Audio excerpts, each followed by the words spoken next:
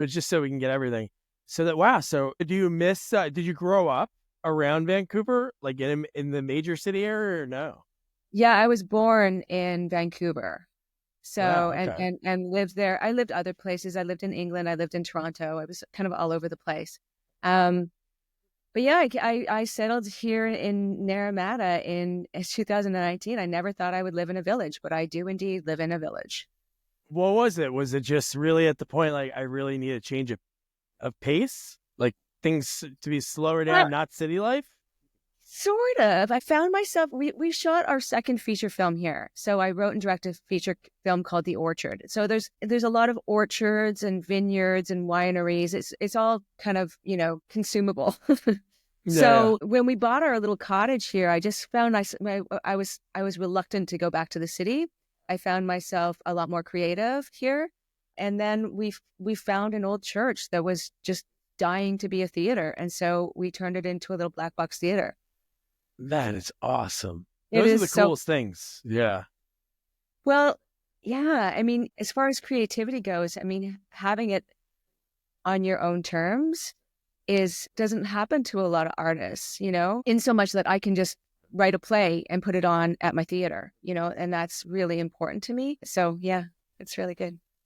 When you were in London, this is something I interviewed a couple of folks that started their acting in London. But over there, they use like pubs. It's usually like more of the higher end pubs, and they do plays. They'll do like Sunday. Dude, the guy I interviewed, he a girl at the bar was like, "Oh, you look like an actor. You should be in this play that I'm gonna write." And they're like, "Really?" And she's like, "Yeah, you're gonna be the lead. Never acted before, really, or anything." And then he fell in love with it. It's so funny, like how these beginnings. But I thought that was fascinating. That over there, it's like, okay, we're gonna do like theater at the bar for everyone. I didn't do any theater in the bars. I saw a lot of theatrical events, Mhm. transpire at the bars, but I didn't actually do any theaters in bars there. No. So So how did it all begin? What at what point, like growing up, was it doing like theater or watching a movie? What was that first memory you no, have of like wanting to go on this path? it was always it started with theater for sure. I was very quite young, 12, and not a lot of artists in my family. In fact, maybe one painter. So it was an odd choice. But it was just I couldn't not do it. Like I had to do it. So I quit high school at 17, Wow. um, and moved to England. And I asked my mom years later, I was like, how did you let me do that? Like, and she said, I couldn't stop you. Like, no one could stop you. And I was like, wow, I guess that's passion because worked jobs and saved up money and moved to England to study. Wow. Did you know anybody over there, or did you just like make contacts from like phone calls or letters? You just like went. Yeah. Wow. Yeah.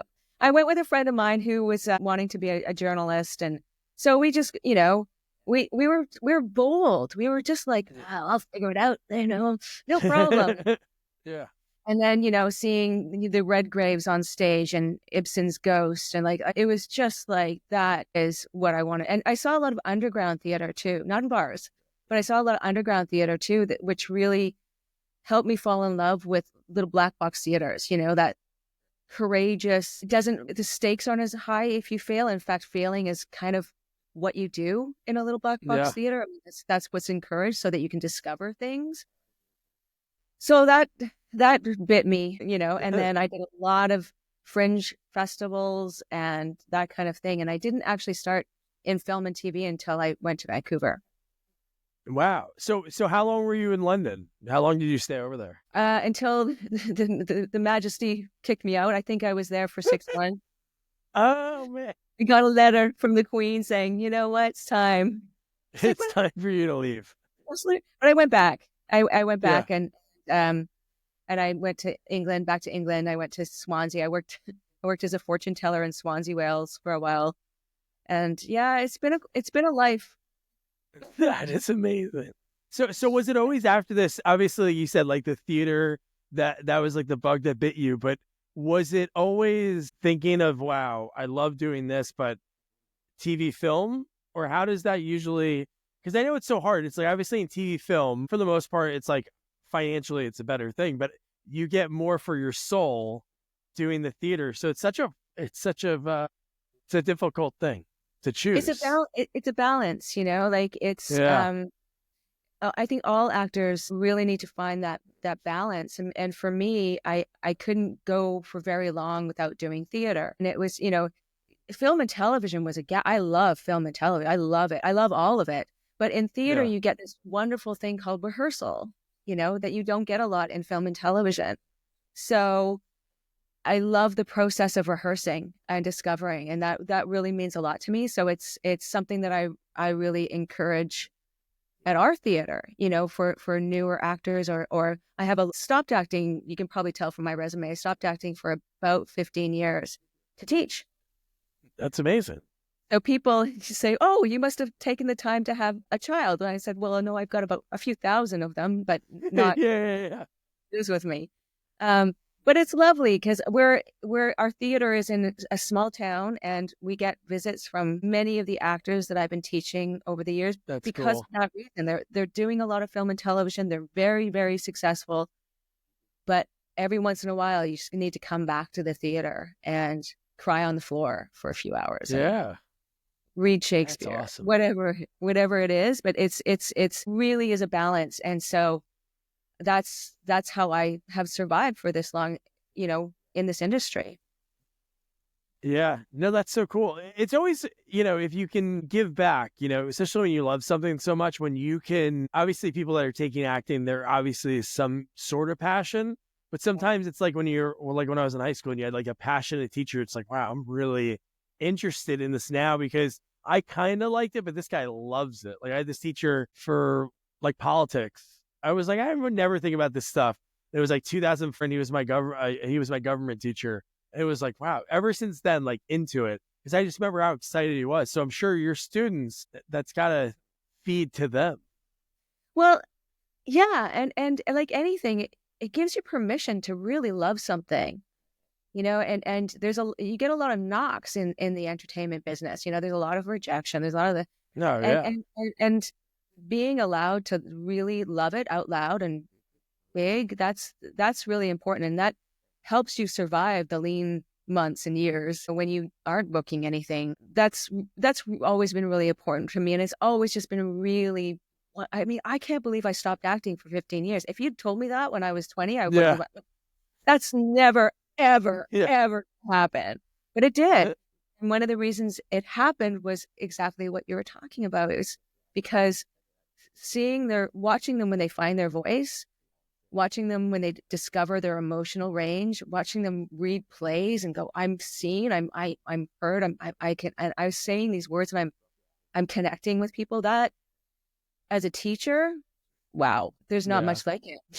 It's Yeah. just, it's so human to get into a room together and, do all this stuff and be as passionate about it as you want to be.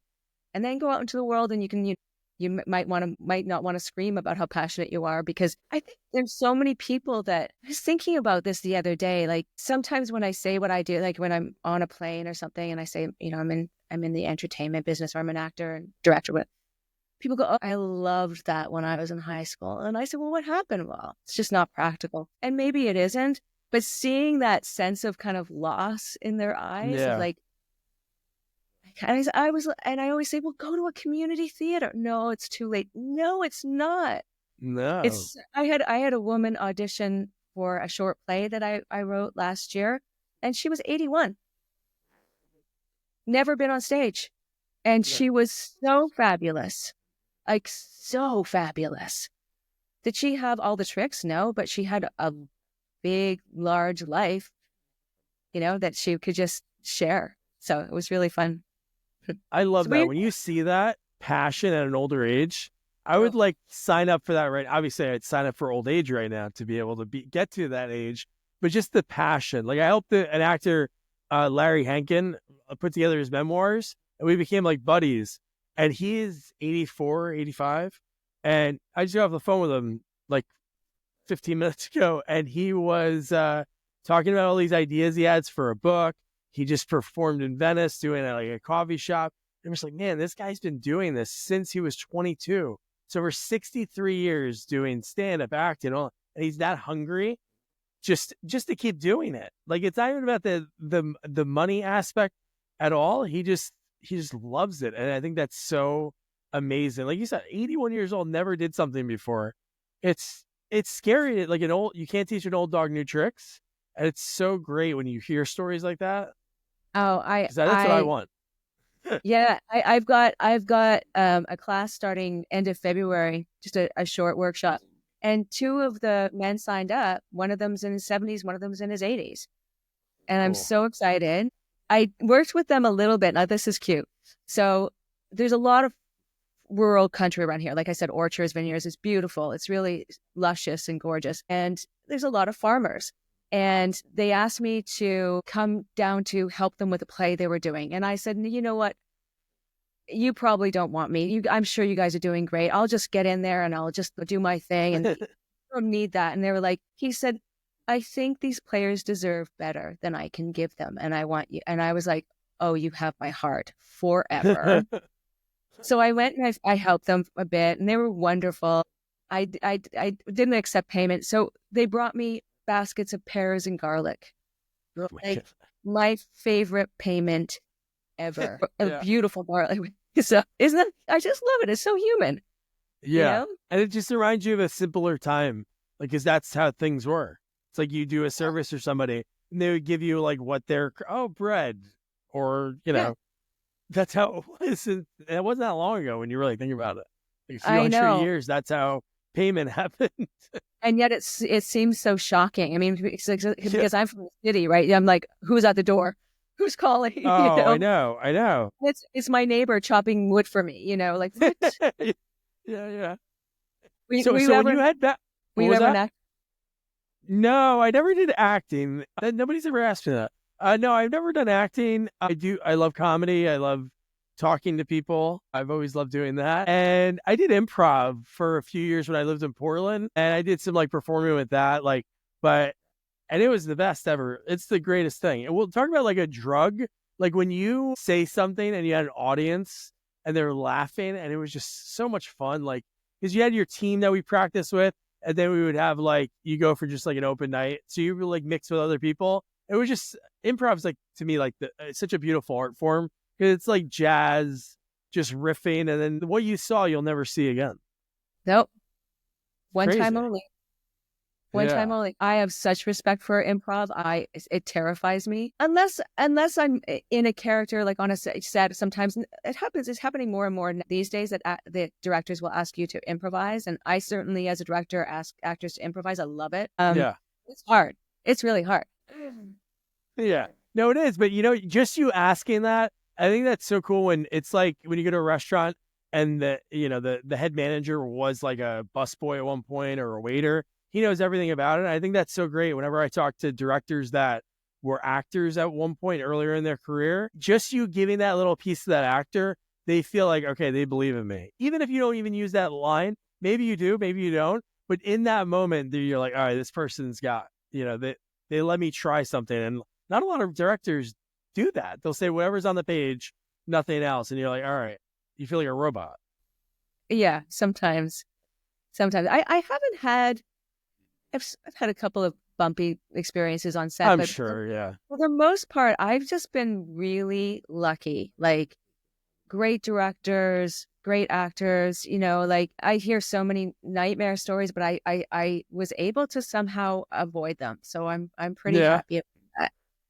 But I'm also pretty tough. I can be pretty tough. So I'm not. Maybe I didn't notice if I was being mistreated. Yeah, right.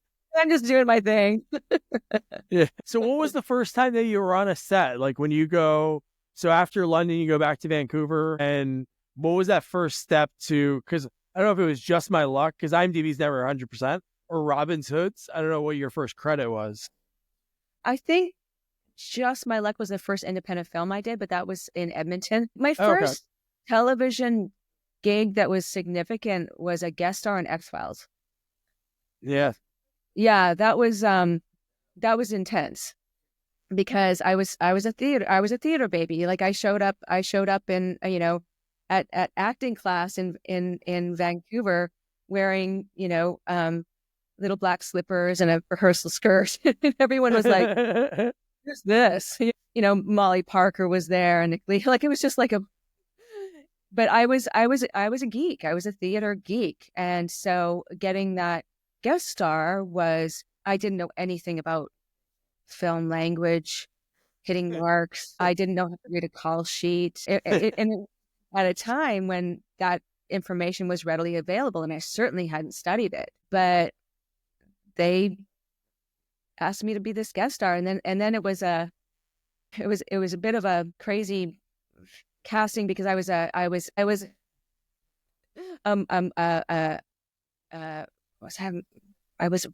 religious. I can't remember which Amish. I was Amish. Ah. That I was addicted to sex and had to change from a man to a woman.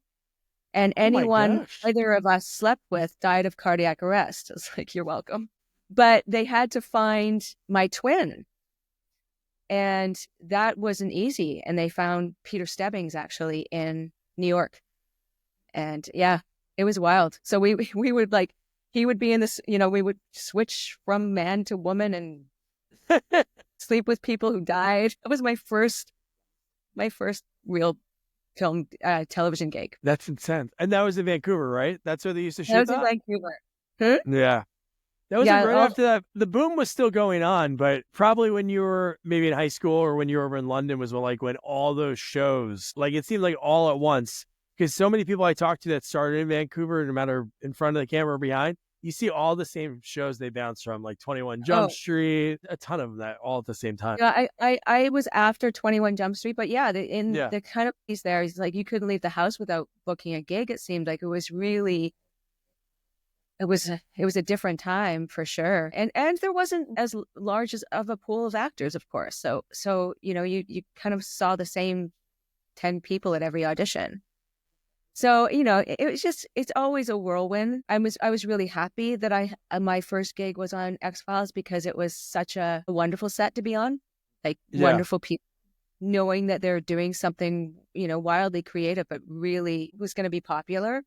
So everyone was very professional, and there was a lot of sets in Vancouver that were, well, everywhere, that were walking onto a minefield.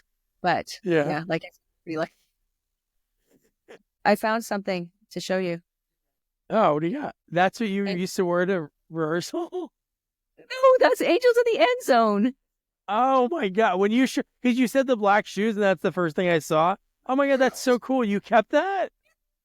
I would wear this to an acting class? I would hope not. Wasn't that weird? I mean, I was weird, but not that weird. Wow, that's really cool. That was just like the test, so they know what you looked like. That's really awesome. Do it all digitally now, but we also we get in costume and they take a Polaroid, and I just kept it. That's cool. Did you keep anything from any other like on X-Files, where you're like, okay, this is a big deal? Did you keep scripts or anything that you could early on? I have both of my X-Files scripts. I'm not really big on keeping tokens, but I just can't throw them away. It's fun. And I have pictures of Polaroids of Peter Stebbings and I as twins. So cool. They're somewhere downstairs. I've got a picture. That's awesome. So that's cool. You did it. Obviously, afterwards you watch it and you're like, wow, this is like a thing. And then it was like the next year, right? That you were back as a detective. Your next role. Yeah, I think it was the following season, and I was Gillian Anderson's protege. So, and I got sucked into a shadow by Gary Shalob. The best ideas. Yeah. But yeah, that's amazing. Yeah, it's super, super fun. Are you an X-Files fan? I've watched it. I've talked to a bunch of people that are on it, but I think what's nuts about X-Files, I feel like even in the Star Trek realm, not as crazy, but man, they have some serious fans. I talked to a few people that were on episodes, one episode, and people they go nuts for it. It was an amazing show. I remember watching it was on. It's probably one that I should go back and because I was not too young at the time. I watched some of them, but yeah, no, they're great. Watch the Amish man-woman sleep with people and have cardiac arrest. I gotta watch that one. I love watching old shows because I think it was so fascinating back then. Maybe because it's good that there's a lot of content now, because obviously there's more, less barriers of entry, so people can get their work out there and be seen. But when you look at old shows, like you can watch any like Murder She Wrote or 21 Jump Street, and there'll be like 2 or 3 people in it that that made it. Either they were big names or just familiar faces. Like everyone, it's insane. I interviewed this actress and I watched this 21 Jump Street, and like each scene, it was somebody that was like getting more famous, like now more famous. And then I forgot who her dad was. Her dad was like somebody. I'm like, how did this casting director just know all these people were, she maybe got lucky or something? They were just like heavy hitter after heavy hitter. But I think that's just so cool about those old shows and having the opportunity to see that many people. But even for you, so like when you're on that, like you said, you didn't know the lingo, but after that, is it always hard to get used to being a guest star on a set because you're coming there for like 1 or 2 episodes? It's harder, I think, to be a principal actor than a guest star. So because if you have 1 or 2 scenes, because you kind of just get into the groove and then you're gone. With guest stars, generally, in my experience, you're pretty brought into the fold right away, and that's been my experience anyway. Yeah, principal is a bit harder because you just kind of because you're nervous, right? And it takes maybe a scene or 2 to chill out a little bit and actually make eye contact with people. Yeah. So I mean, I've never been a lead unless it was have I ever been a lead? Yeah, just my luck. I think it was a lead, but that was indie film. So Yeah. But I love all of it. Like I love it so much. I love acting. I love writing. I love it. I love directing, and I love teaching. So I'm super greedy, which means I'm always pretty busy and pretty satisfied. No, totally. Were you always thinking about, like, when you're even early on, like 95, 96, when you're acting, are you already thinking directing and writing? Is that already something in your mind? When did that come into play? When I started teaching. Oh, okay. I mean, I directed plays when I was young, and I've directed plays my whole life, but I started teaching, and then my husband is a cinematographer. And so the combination of us together, like with me writing and directing and him wielding the camera, that's when it became possible, because we could just do it low stakes, really super low budgets, do it on our own. I mean, I think those experiences that people have when they're teenagers and they're making the black and white film, I had in my 30s. And that was really cool for me to go, okay, these skills are somewhat transferable. Understanding the mechanisms of a play can actually work in a film context for me. And I love it. No, that's cool. There's no, like you said before, there's no age to get into it. Like I used to shoot short films as a kid, and I always think like, just I got to do like another when I'm older. And it's just, there's no age limit to do anything. Like you have an opportunity now with like, especially with cell phone and the quality of it. There's no like, oh, I can't afford that Kodak, the film, how expensive it used to be like in the 80s and 90s. But it's like, you have the opportunity to do it. It's like one of those things, you just got to do it. Even like me, just kind of like talking to myself right now and just saying, Doug, just do it. Just film something. Were you like sci-fi, or what were you filming when you were a kid? For the most part, it was, we loved like Mad TV and SNL. So we had a sketch show that was called The Later Than Late Show.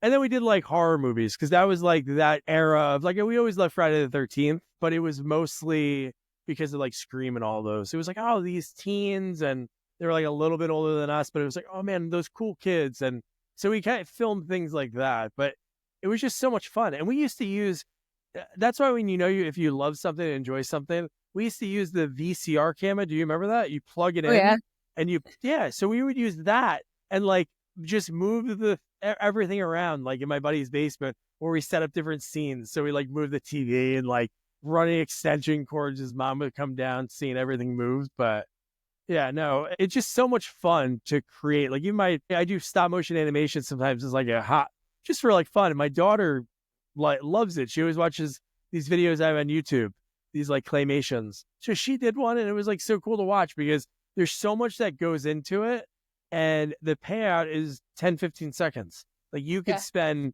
20 minutes moving everything, and then you get this little bit back. And I think it's so cool for her to see, like, you put in work, and you can get like this beautiful output. It doesn't have to be like instant gratification, which is hard in today's age to combat. It's like just plop it into AI and Yeah, have it yeah, yeah.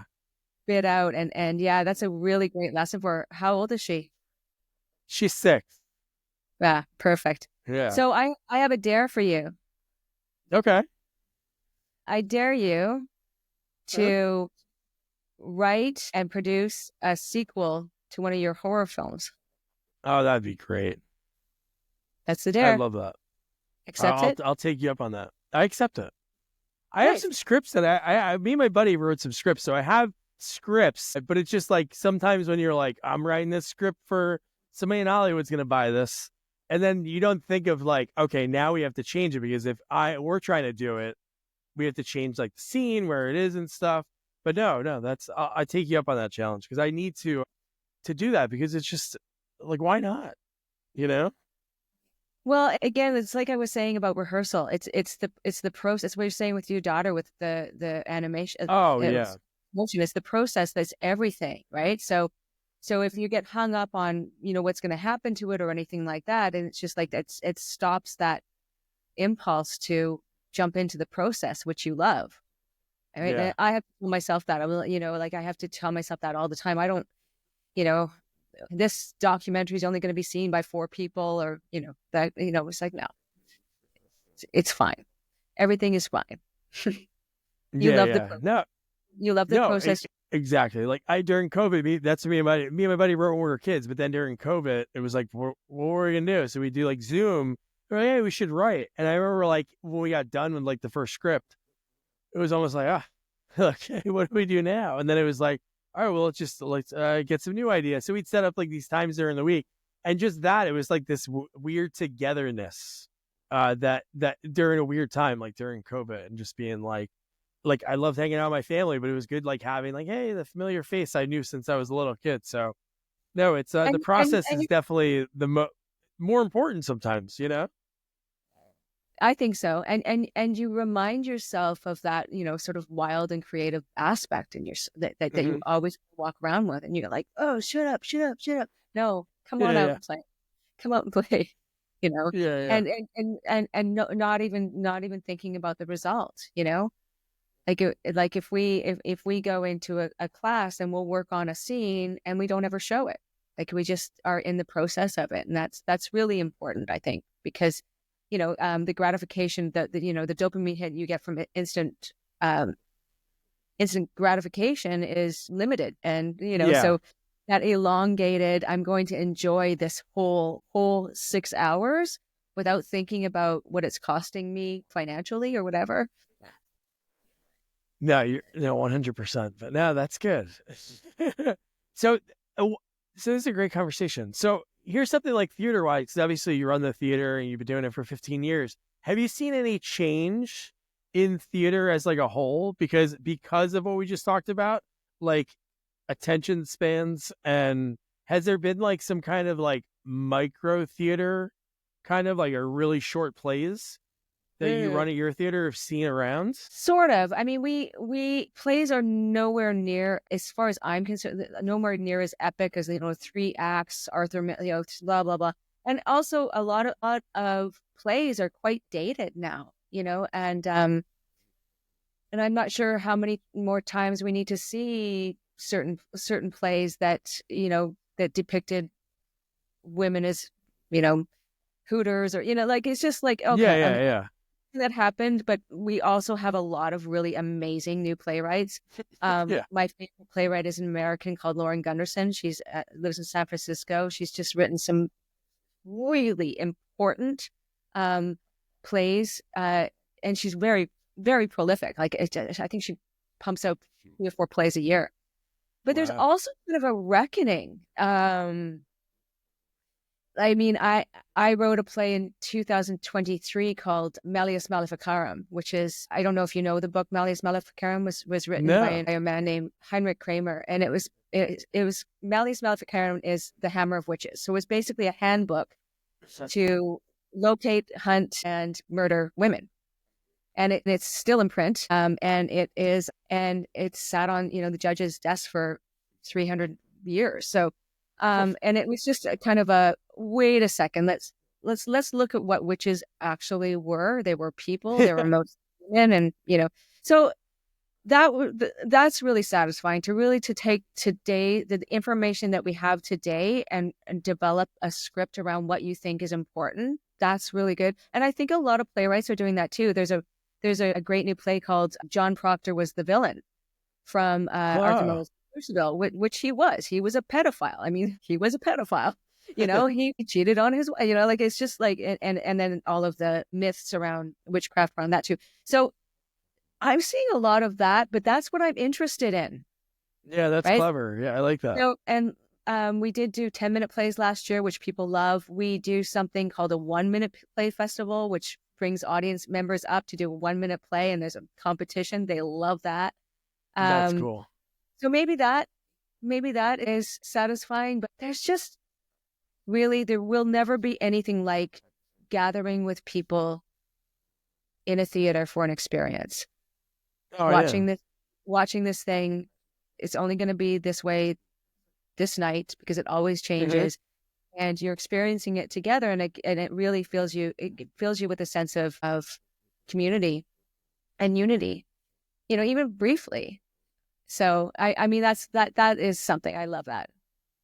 Yeah, because you're experiencing it with everyone, So if you have a full theater, it could just change. It's like even like the movies. Like the movies are so expensive now, but I think of when I was younger, like you see a movie with it was like the movie was good. Like I remember seeing Scream 2 on Valentine's Day. And I remember just the place was packed on a Friday night. Like people were sitting on the steps, and it was like the anticipation of everything, the sounds from the audience. I don't know. But now I'm older, and I'm like, I don't want to, not even just the money. It's like, I don't want to hear people like talking. And then I get like so out of it. That's all I can think about. Obviously people that are going to theater are going to respect for the most part. But you're right. Like that whole, you're together with those people that are in your row, in your section, in like viewing these people. It's an experience. Yeah, and you can actually, there's times and moments of theater when it's really working that everybody feels each other. The audience feels the actors and vice versa, and everyone is kind of mind melded together, and you feel like this, this kind of collective beast, which is super exciting to be a part of and to witness. Yeah. So how did you meet your husband? Was it on a set, or was it just in the biz? No, I met him 5 years before I actually had the courage to reach out to him. Really? We'd met, and we both kind of were like, wow. And then he's also a lawyer, so he went to law school, and I opened a studio in Vancouver, acting studio. And then I just decided, no, I think I'm kind of done with men.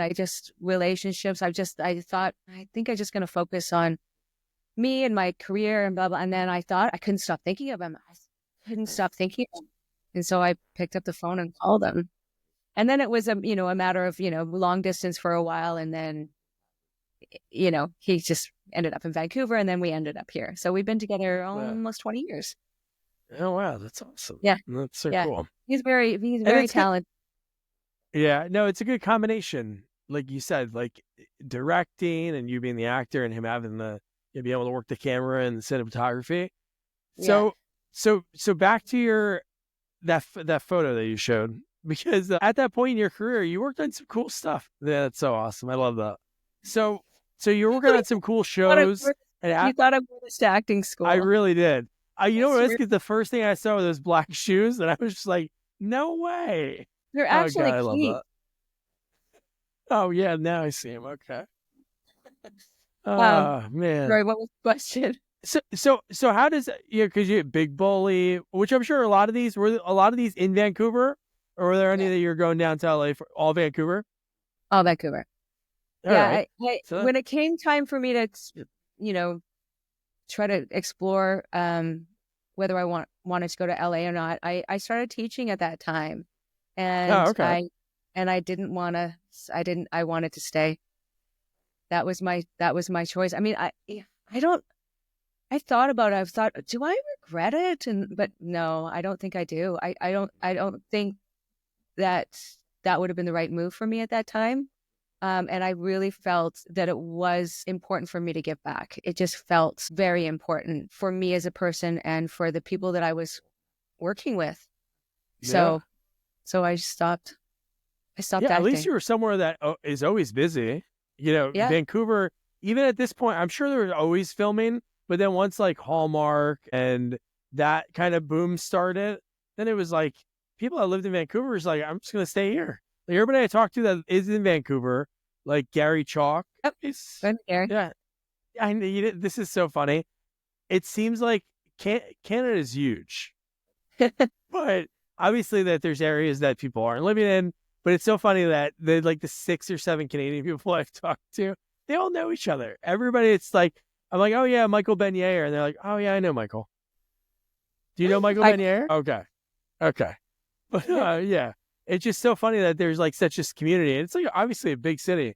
I wish that's one thing I kicked myself about. I never made it up there. We lived in Portland, Oregon for a few years. We just never made it up to Vancouver, and I got to go there one day because it's beautiful and it's it's been it's used a in so much to use so many landscapes in film, and you're like, oh my god, what's this beautiful place? And you look it up on IMDb, it's like, oh, it's Vancouver, and you're like, ah, it's nice. it's a gem. It really is a gem. And like I said, I was born there, and it wasn't. It's hard it was hard to leave my studio. I had Real-Time Actor Studio with an actor named John Cassini, who you might have heard of, but Yeah, I um think so. yeah, this character Italian guy.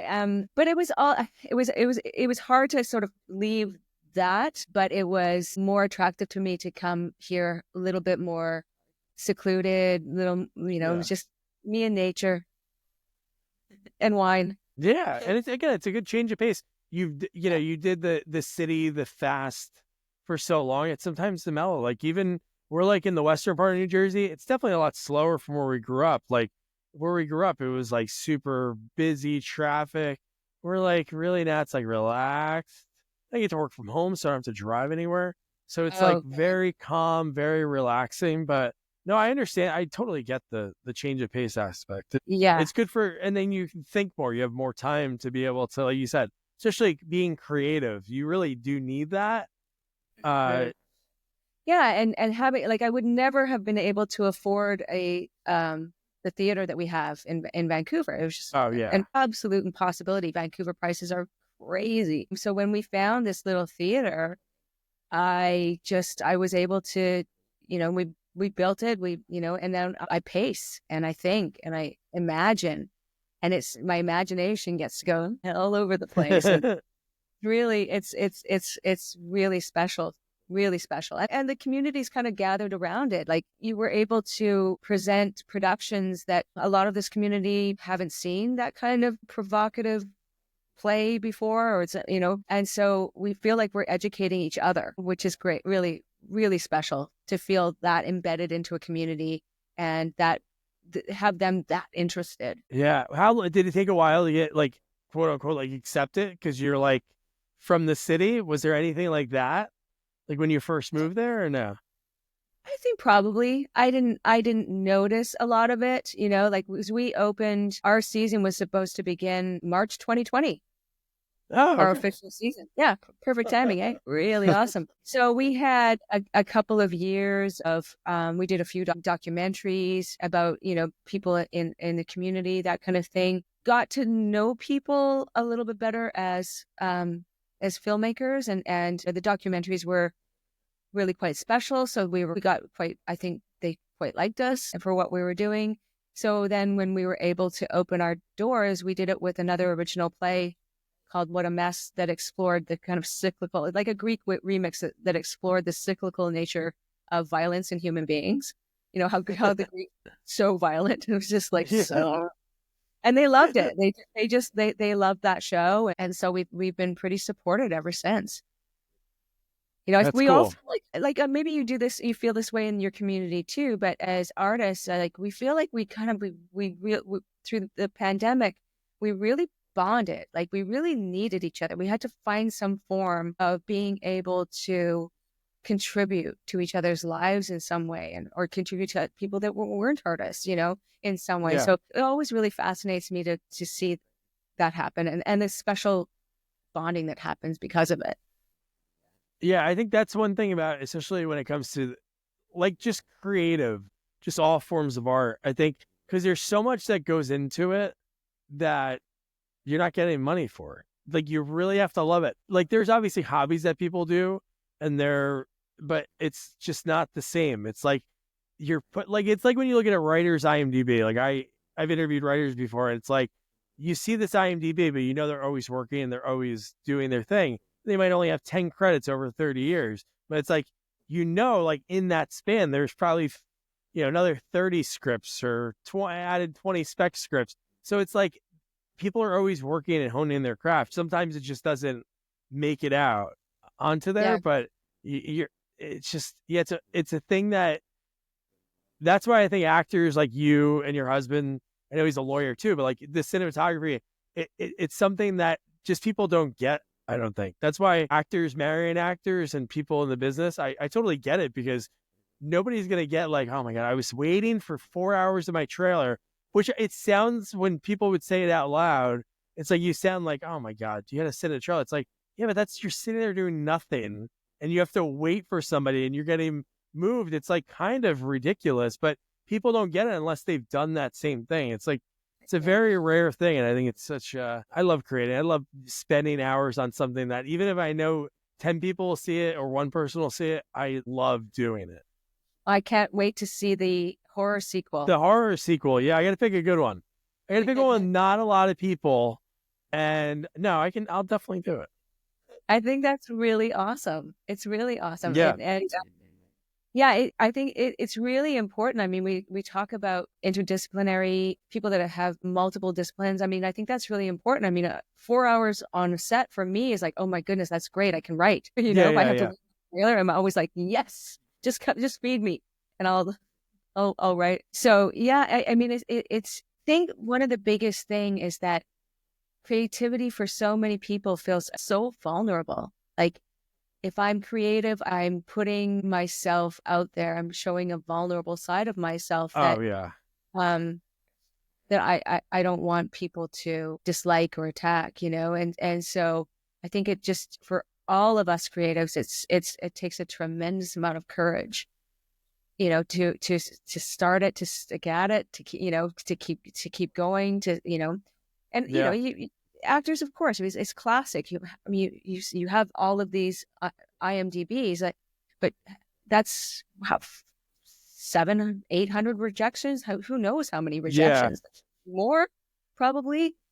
You know, for me, it's like because before this interview, I looked at my resume. And I was like, oh yeah, I wonder if anyone wonders. I've never thought about this before. Why is there a gap between 2005 and 2021? And then she does a bunch of love movies.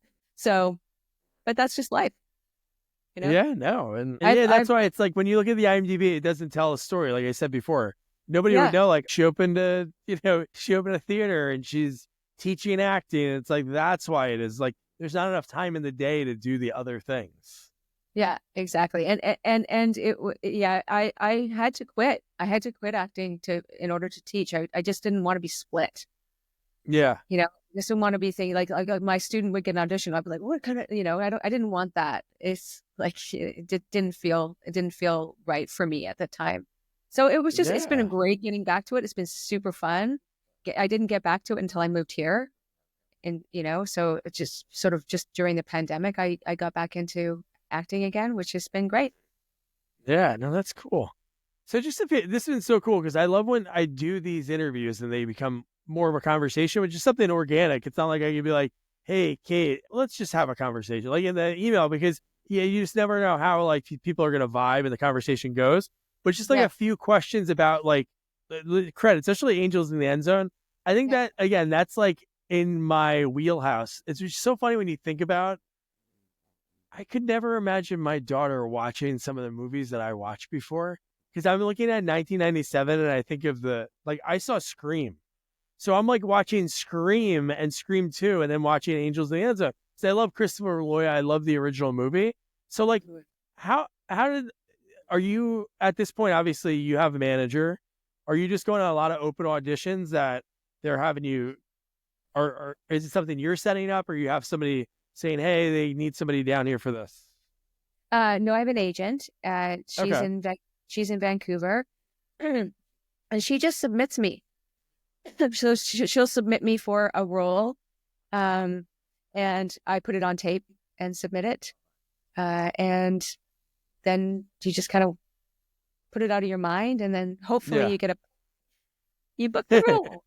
Yeah. And that's always that's always just such great news, because I don't anymore. I used to obsess about it. Oh my goodness, I used to obsess about my auditions.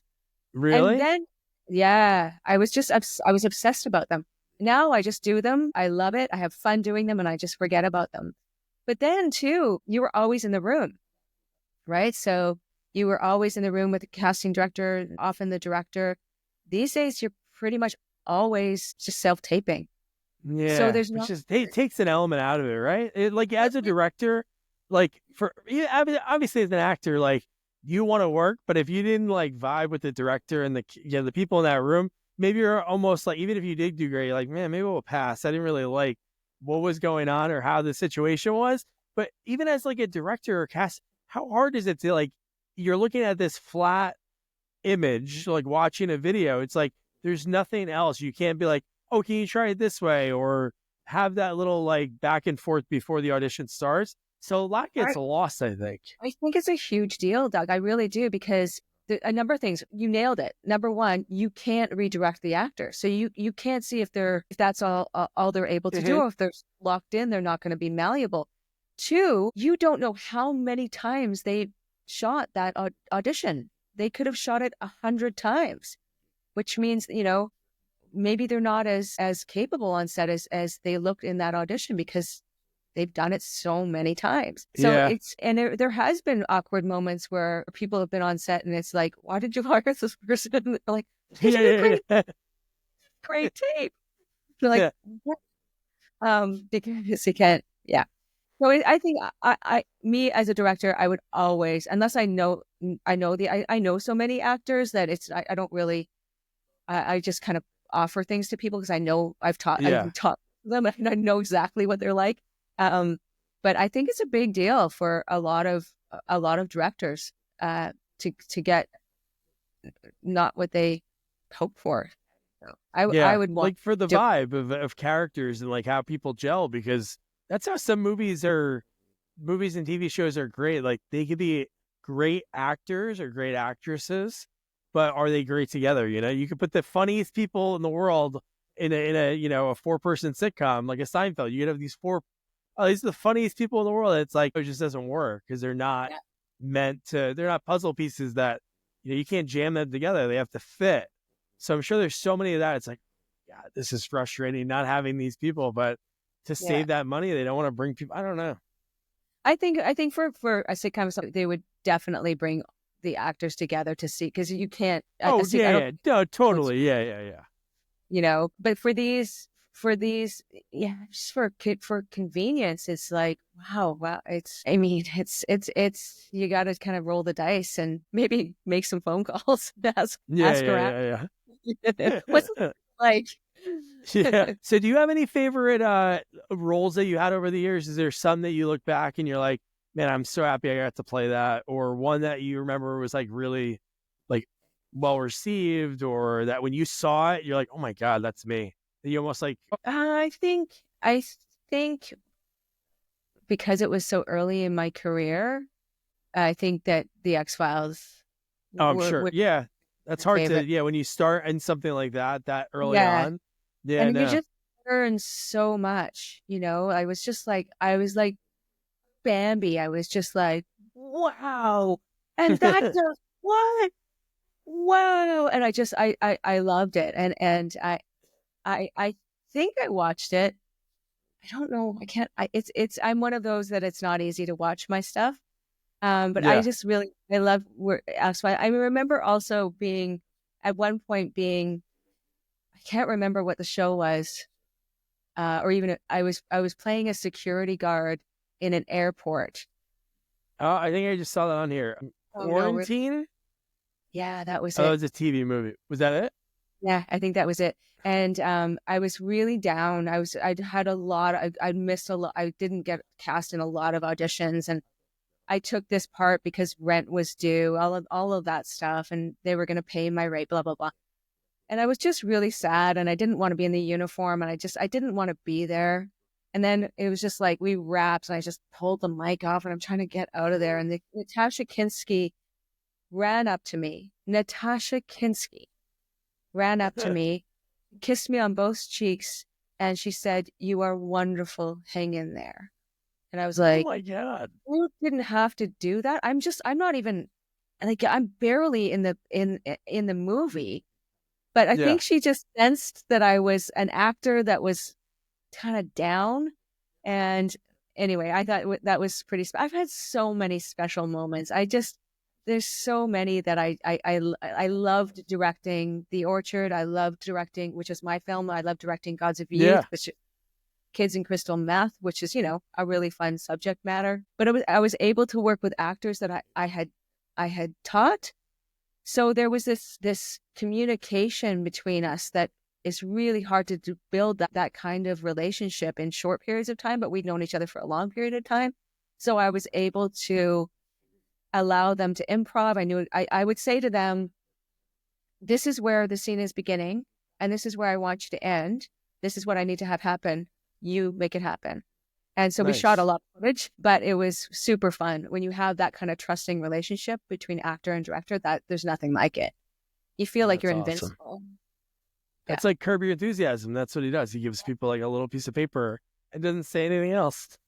Yeah. Like very, very vague. Like Larry was, he knew Larry Hankin, knew Larry David from when Larry was on a couple Seinfeld episodes. And they gave him a thing. It said, "Don't let Larry on the elevator." That's all the piece of paper he had. So he took that as that's what it was. He didn't think eventually he had to let him on. And Larry was good buddies. Larry Hankin was good buddies with Jeff Garland from like stand up and like the late 80s. And he never let him on. And then Jeff Garland followed into the parking lot after the audition and said, "Why wouldn't you let him in the elevator?" He like just kept blocking him every time that he kept hitting the door. He like block him from getting on, and he just wouldn't give up. He wouldn't I like, love it. because he didn't know, because he read it literally. But yeah, no, it's so great because you're improvising of the scene and giving the actors that freedom to, hey, you, whatever gets me, I need you to get here, and however you get there, it's And a beautiful thing. forces you to be so present because you can learn your Oh lines, yeah, and then you stop listening. totally.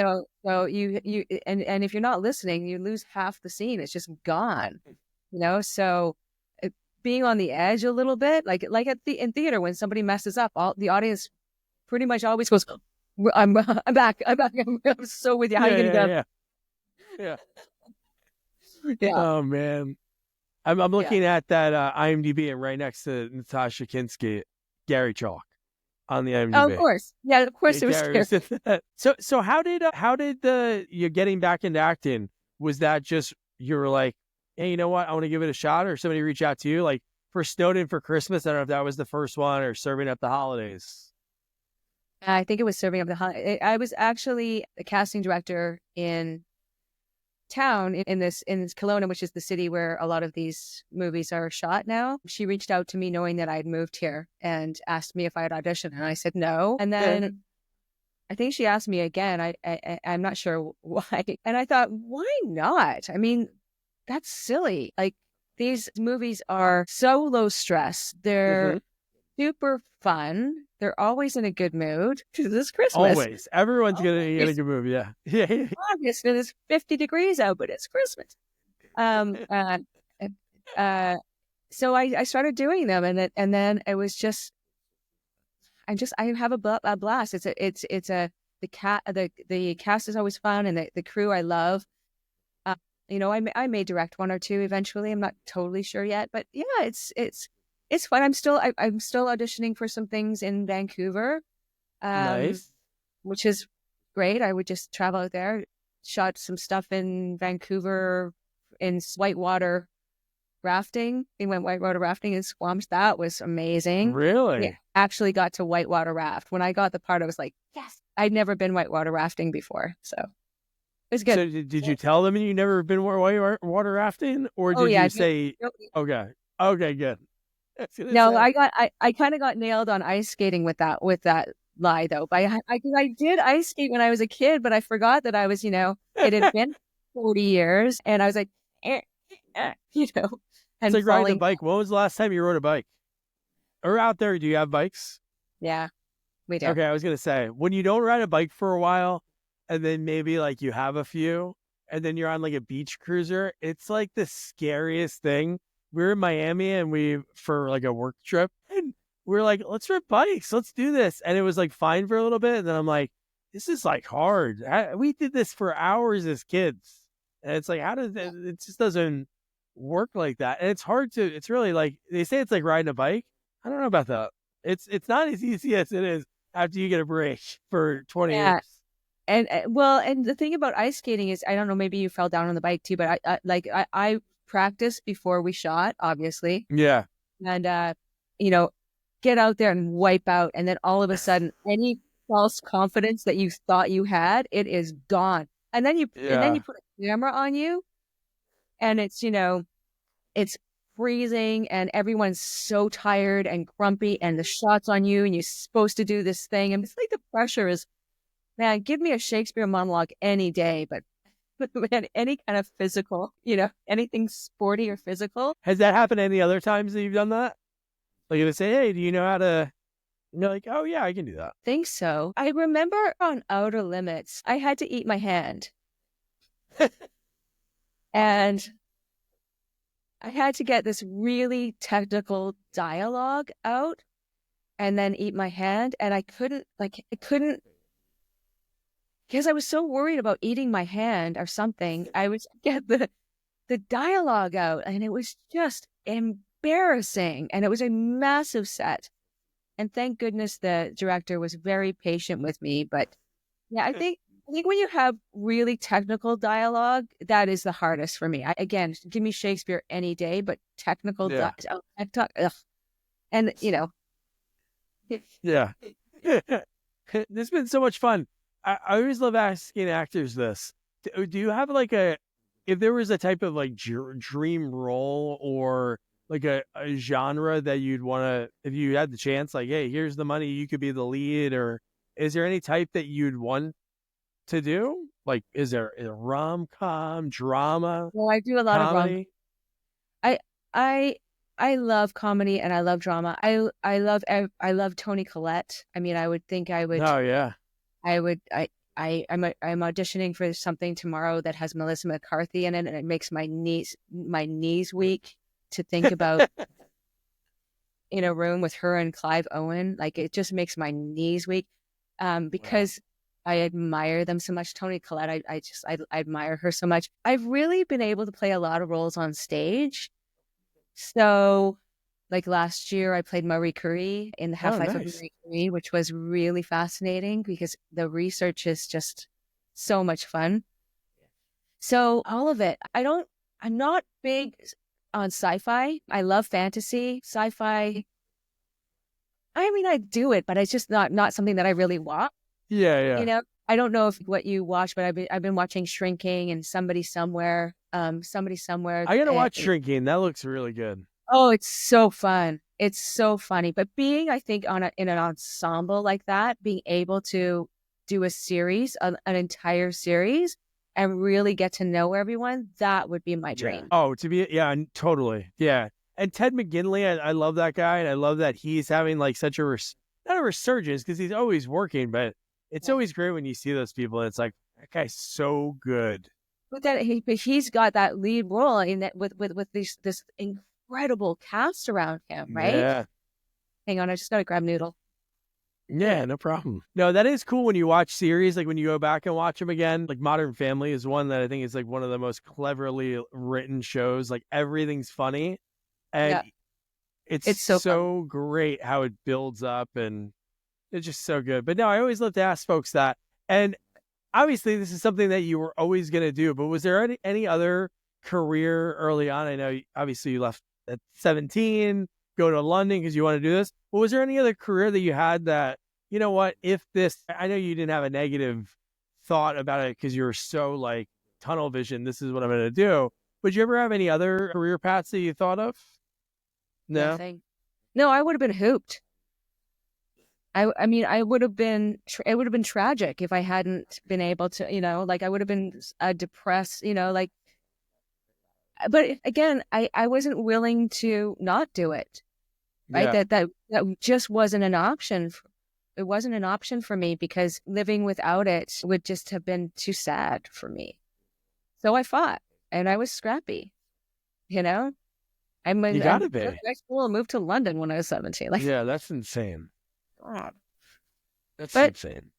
I guess that's passion, right? Like, I guess that's, for better or for worse, could I have been something else? Probably, but I don't like to think that what my life would have been like. I would have missed this my whole life. I would have just longed for it. And I don't want to do that. And to do that at 17, like that's something. To go somewhere that is that far away. It's not like it's like, even if you were 17 and dropped out and went to like LA, that's crazy. But to go to London, like a whole nother country, that's intense. But we figured it out. I mean, Yeah. I mean, I think I was there for just a few days when someone sadly was killed down the street and we were interrogated. Oh my God. For murder. Like, and you guys just moved here? Yeah. Where were you last night? The whole time I'm like, oh, I'm trying to do his accent. Yeah. Man, but no, it's like that fight or flight. You're over there. It's like, well, I'm this far. And it's like, you just got to keep pushing. Yes, that's usually, it's usually asking folks their dream role. This has been so much fun. I love finding out about folks' journey. Again, it's not like thinking about the credits, because I think just to get to that first credit is like obviously there's roller coasters like throughout the career, like big moments, getting different things. But I think just getting to that first, everybody's journey is like, obviously it's successful, the people I talk to, because they get to that first credit, but it's always so different. And I think that is my favorite thing about talking to folks, is that origin story. And maybe like it kind of fuels me. And then for that horror sequel that I was dared, but you accepted this is awesome. You accepted it was really fun talking to you, Doug. I really, really enjoyed this conversation. Yeah, no, thank you. No, I love doing. I've done this. This is probably like 180, like 200. Like in the beginning, I didn't do video, I think because that wasn't a thing that you thought of. And then I got to, I think the first person I did, remember Police Academy movies? Lance Kinsey, who plays Proctor. He was the first guy. Like I would tell people like, oh yeah, we're going to do Zoom, but it's no video. So he had his video on, and I was like, I think I have to turn it on. Like I was like, I have a camera right here, I have to turn it on. So he was like one of the ones early on, but a lot of them, it was just like phone conversation. It's so hard to like, you can have good conversations. Like when I look back on the ones that were just audio, it's definitely good conversations, but seeing the person, it's like really like, like I like talking to Eric Roberts is one of the earlier ones. That during COVID, I'm like, I watched that. That was really good. Oh yeah, man, he's such cool. And his wife's like, just like you see these two people, and you're like, man, I love this guy. And like people sometimes are like, oh, Eric does like a million movies. When you hear it, it's like he just got to this point. He became like the yes man from like the Jim Carrey thing. Like I'm gonna say yes because I can travel, and he really does give back. Like I talked to an independent director who was based out of Philly. He saw I interviewed Eric, and then was like, oh, do you want to check out my movie? Give me feedback or something. I'm like, that's really nice. Do you think I should do that? But I'll do that for you. And then you just tell me how cool Eric was. And he was only on set for like 2 days. And it was like, he would ask he was so kind to everyone, offering tips, staying late. And it's like, that's like the guy that you want versus these other horror stories. I'm not going to mention names, but it's like you get on this movie, you're like, oh my God, you're so-and-so. It's like, I'll be in my trailer. It's like, no, I mean, or, actors that, I mean, I even love auditioning. I mean, I'm telling you, I'm kind of a freak. But I love Yeah. audition. I like the director to see me. You know, like a lot of people will say, "Well, I will do offers only." I'm like, why would you do that? That would be so Yeah. stressful for me. Like, you know, you give an offer goes out, and I show up on set, and I'm like, not like it would just be too stressful. Yeah. So yeah, there's been a few of those. I just kind of, you know, I just kind of Oh, totally. Yeah. It's so few and far between, but you just think about it. It's like for some people that can let it roll off their back, but you get that person, maybe it's their first time on a set. And like that could just like ruin just and even has crush dreams, you know? It could and really has like, yeah. yeah. And it's so unnecessary. I mean, we should all feel just very privileged to be a part of it, be part of a team, you know, be telling stories, and that's awesome. So being a dick, It's not. it's not acceptable. It's not. No.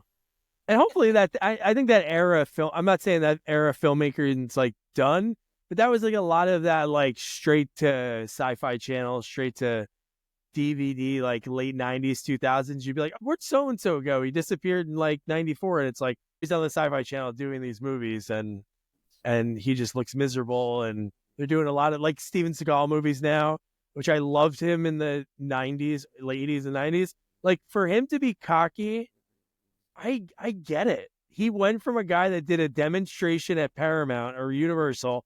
They said, I'm going to give this guy a 4-picture deal. They were all phenomenal movies. So I I don't condone people like being rude, but I'm sure all those people around him enabled him to be like, oh my God, you're the best. All your movies are great. But then you hear stories about him now. It's like, yeah, he's rarely on set. He has a double that does all the far shots, and he does a lot of like ADR for those. It's like, what are we doing? Just don't do it. Right? Like, Just go quit. Like yes, get away. somebody Go. else will be on set and be involved in the scene. Like you said, it's such a collaboration, like a scene, because you have not even the people that are in front of the camera that you see, but all the people that are behind. It's like this weird synergy. And that's why I kind of that's one thing I fell in love. I always had a team mentality from being a kid and like doing sports and everything. And now like in later in life, I got a new career and I'm an accountant. And there's such like this team energy to do it. And I didn't think that was a part of it. And I think it's You so say cool. you're And an I think if accountant? I'm an accountant, yeah. That I wouldn't have guessed. What would you think I was? Yeah, I guess it's pretty easy. When people can talk, it's usually like sales. And that's what I did for a long time. I think that's why I can easily talk to like whoever. But no, I'm an accountant. Yeah. I would have said a director. A director, yeah. I mean, you're already a Soon. writer.